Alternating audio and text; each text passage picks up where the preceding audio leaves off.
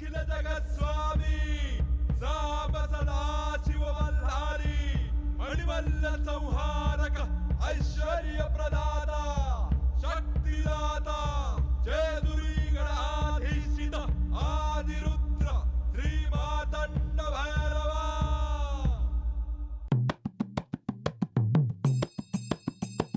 जय देवा जय देवा जय देवा जय देवा जय देवा जय शिव मार्तंडा.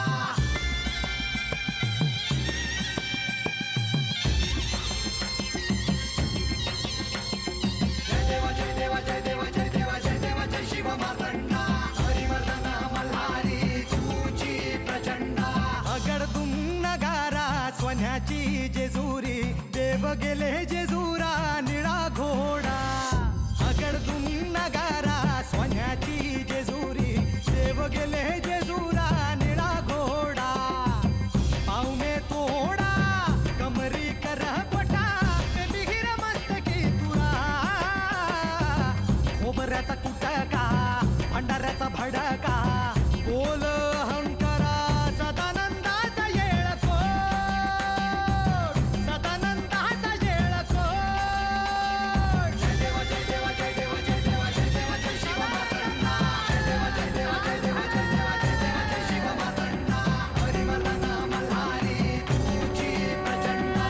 जय देवा जय देवा जय देवा जय देवा जय देवा जय शिव मार्तंडा. हरिवर्धन मल्हारी तुझी प्रचंडा.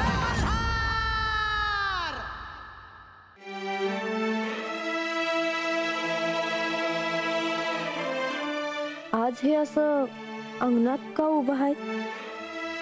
सकाळ धरणं कुणाची वाट बघतेत? माणसा, का तू माझी आराधना केलीस त्यामुळे मी तुझ्यावर अधिक प्रसन्न आहे. तुझी इच्छा मी आज पूर्ण करणार आहे. तुझी आणि माझी भेट व्हावी म्हणून मी स्वतः इथे उभा आहे. तुझी प्रतीक्षा करतो आहे.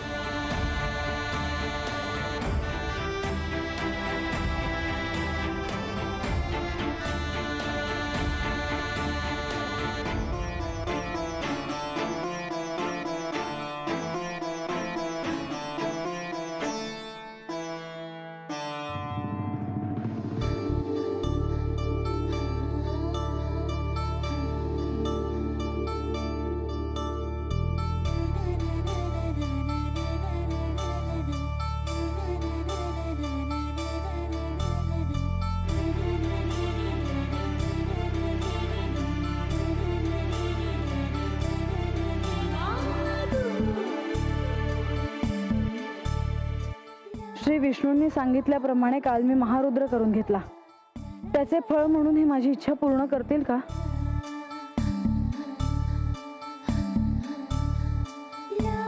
तेव्हा अहो असं बाहेर कशा पायी उभा आहेसा?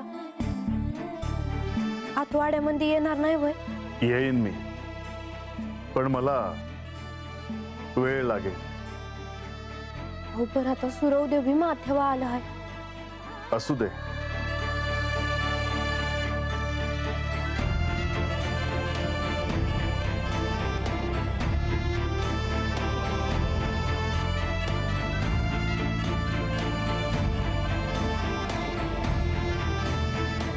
किती दिवसांनी मी तुला पाहतो आहे.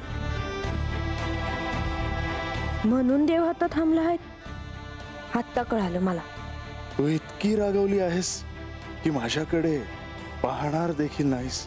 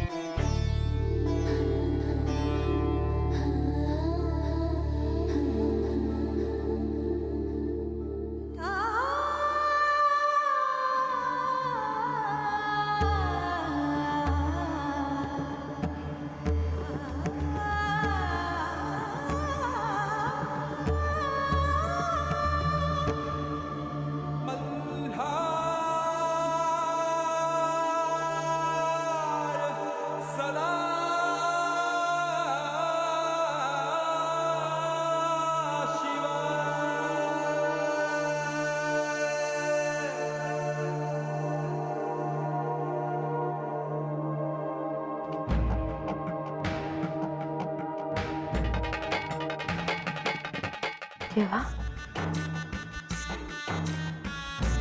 बानू,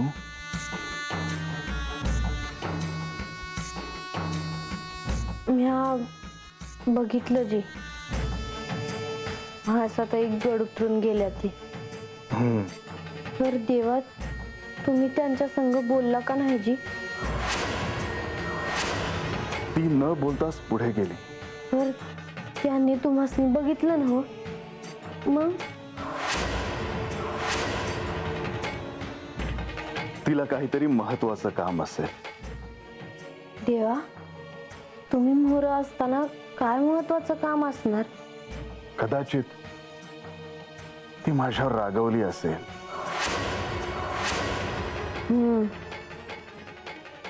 तुम्ही हाता असून बिगडावर गेला नाही, त्यासनी वाईट वाटलं असणार. तर देवा, म्या बिगडावर यायचे तेव्हा त्या तुमच्या संग सिंहासनावर बसलेल्या असायच्या. म्या तरी एकली माघारी यायचे, पण म्या कधी काही बोलले नाही. पण बानू, त्याबद्दल तुझ्या मनात काही राग आहे का? नाही देवा, म्या आपलं म्हणले असच.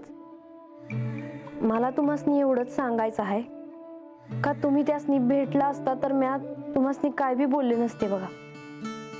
उलट पक्षी म्या विचारलं असतं का त्या वाड्यावर येत्याल का, तर त्या येणार नाहीत हे ठावं आहे मला.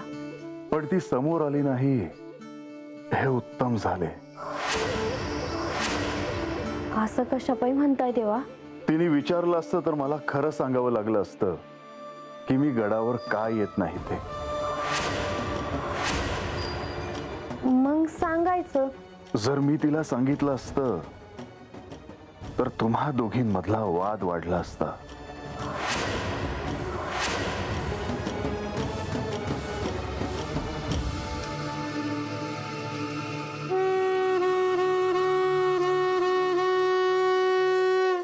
आज मी तुम्हा सगळ्यांना भेटायला आले आहे.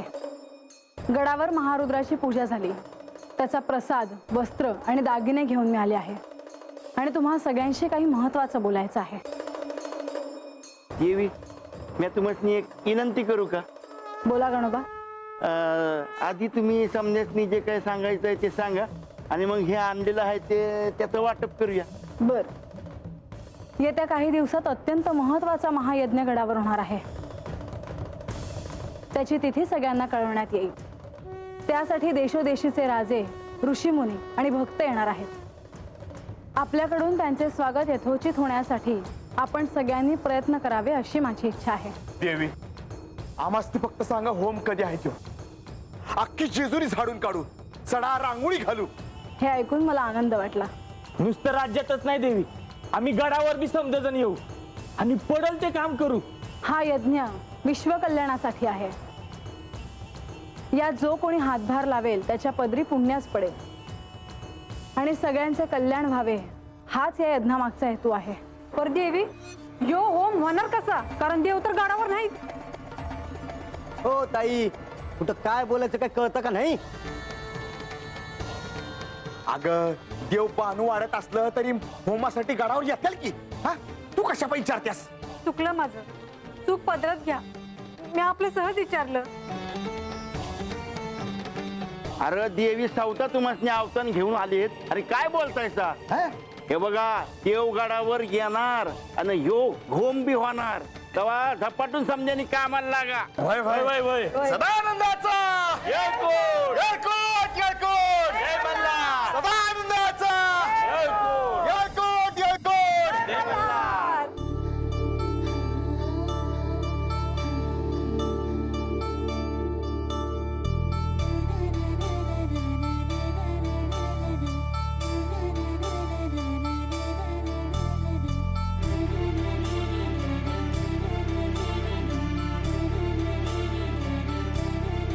Ah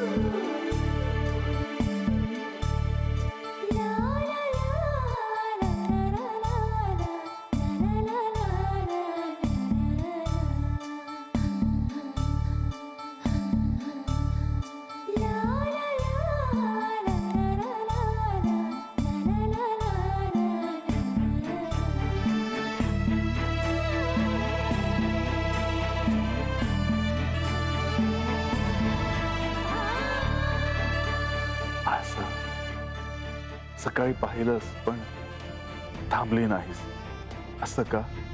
माझं काम होतं राज्यात. हो, पण जर 2 शब्द बोलली असतीस तर? मी रागवले आहे तुमच्यावर. मी तुझा राग समजू शकतो. या माणसाला काय होतं आहे हे केवळ माणसालाच ठाऊक आहे.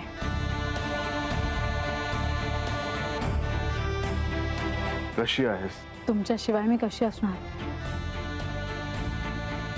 मला ठाऊक आहे की तुझ्यावर राज्यकारभाराची देखील अनेक दायित्व आहेत. येते मी. माझा थांब. कशासाठी? आपण बोललो असतो. मलाही तुझा विरह होतो आहे. तरी देखील तुम्ही इथे थांबलात. मला सांगा, हा काय प्रकार आहे? मला न सांगता तुम्ही गड उतरून तिच्याकडे आलात, तिच्याकडे राहिलात. तुमची पत्नी आहे, तुमचा संसार आहे, सिंहासन आहे, सगळं सगळं सोडून तुम्ही इथे आलात. कशासाठी? खरं तर मी तुम्हाला हे विचारणार नव्हते, पण तुम्ही समोर आलात आणि विचारल्याशिवाय मला राहवलं नाही.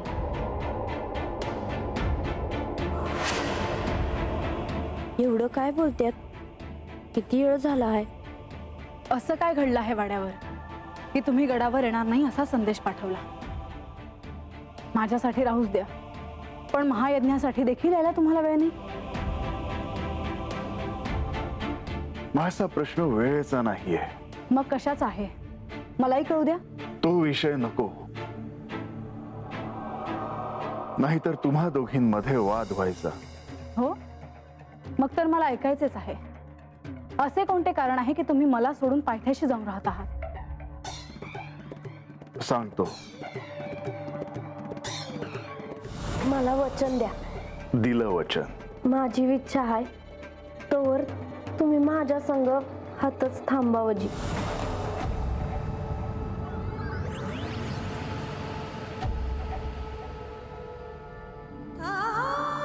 काय बोलू मी? एवढ्याशा कारणासाठी तुम्ही इथे थांबलात?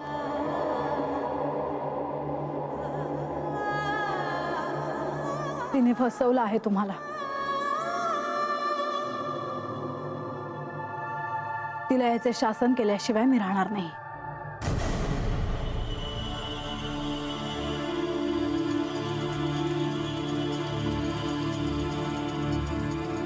माझा शांत हो.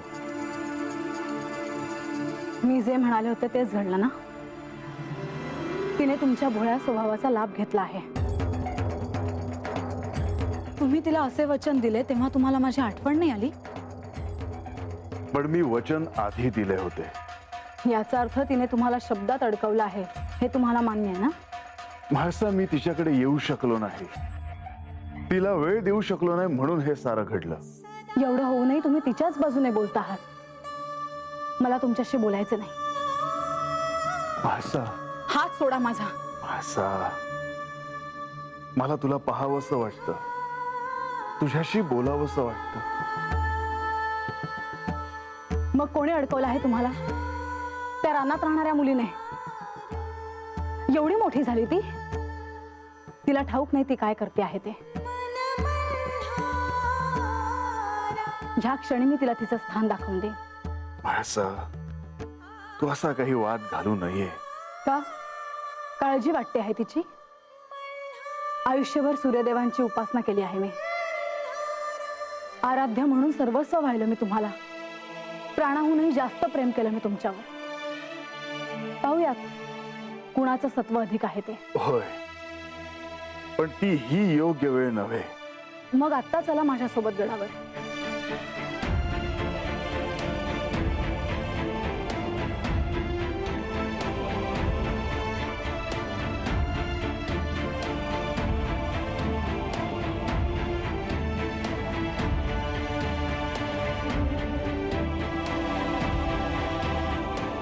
का?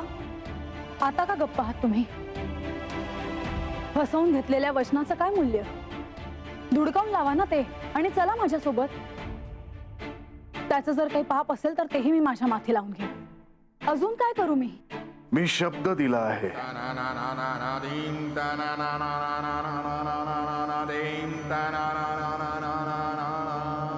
एवढेच नाही, तर एक प्राचीन वचन पाळत आहे मी. तुमचं उत्तर मिळालं मला. आता काही अवधीत सूर्यास्त होईल. या मावळत्या सूर्याच्या साक्षीने मी सांगते, मी स्वतः येईन आणि त्या बानूच्या देखत तुम्हाला गडावर घेऊन जाईन. म्हाळसा नाव आहे माझं. म्हाळसा. दूर राहा माझ्यापासून, मला स्पर्शही करू नका. म्हाळसा.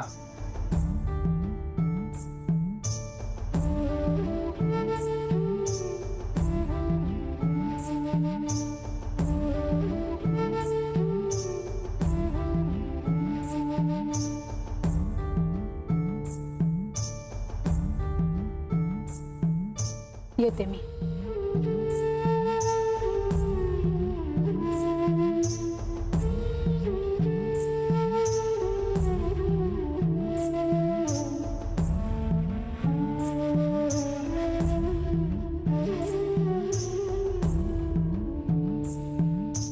तेव्हा तुम्ही गडावर यायची.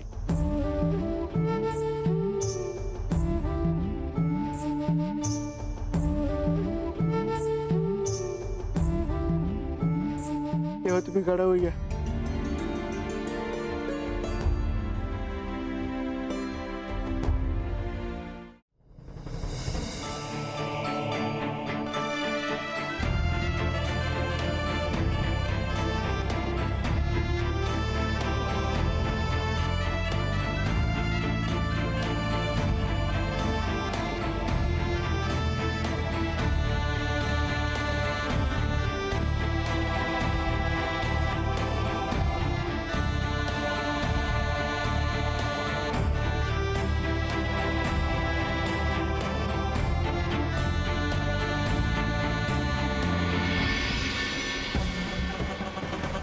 अहो काय झालं? अहो म्हाळसा गडावर परत आली नाहीये अजून.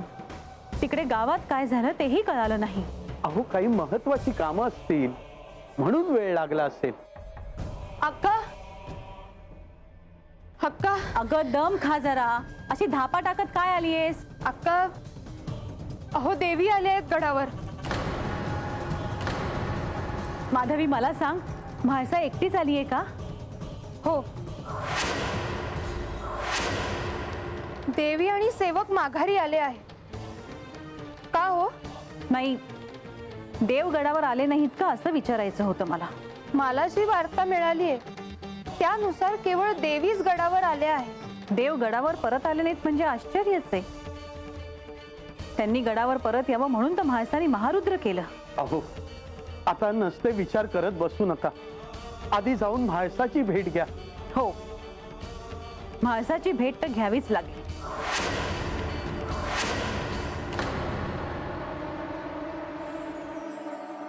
गावात जाण्याआधी मला वाटलं होतं की माझ्या आणि यांची भेट होईल की नाही, पण ती भेट झालीत. आधी जाताना ओझरतं दर्शन झालं, पण मी मात्र निघून गेले. येताना त्या बानूच्या वाड्यावरून जाताना मनात हुरहुर होतेच माझ्या, यांची भेट होते की नाही. यांची अनामिक हुरहुर अस्वस्थ करत होती मला. आणि आमची भेट झाली, पण हे काही माझ्याबरोबर गडावर आले नाही. या महारुद्रानंतर हे गडावर येतील असं मला वाटलं होतं, पण तसं झालं नाही.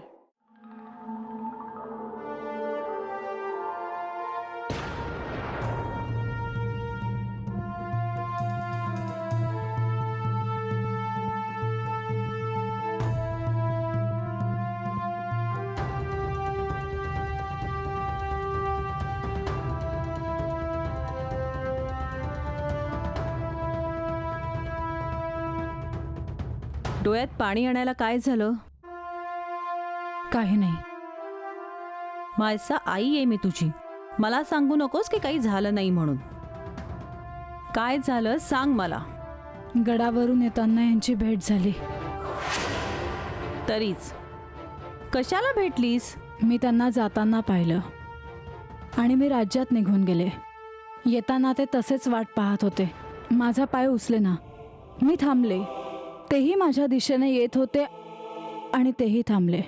पण बोलणं काय झालं?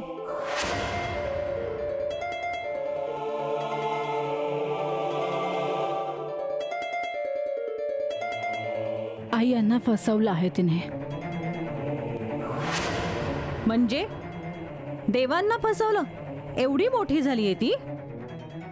हो, माझी शंका खरी ठरली आई. हे असे वागणार नाहीत. नक्कीच काहीतरी घडलं आहे. काय केलंय तिने मला तरी कळू दे. मग मी आहे आणि ती आहे.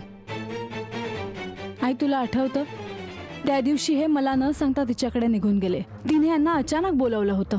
यांच्याकडून तिने वचन मागून घेतलं आणि हे तिच्याकडे राहत आहेत हे त्या वचनामुळे. तिच्या इच्छेशिवाय हे परत येऊ शकत नाहीत. अडकवून टाकलं आहे तिने यांना. इतकं धाडस त्या बानूचं? काय समजते ती स्वतःला? आत्ता जाते आणि तिला सांगते तिची योग्यता काय आहे ते, आणि माझ्या लेकीची काय योग्यता आहे ते. आई, तू नको जाऊस. तिच्या दारात जाऊन तू स्वतःचा अपमान करावा असं मला नाही वाटत. यांच्या भोळेपणाचा लाभ घेतला आहे तिने.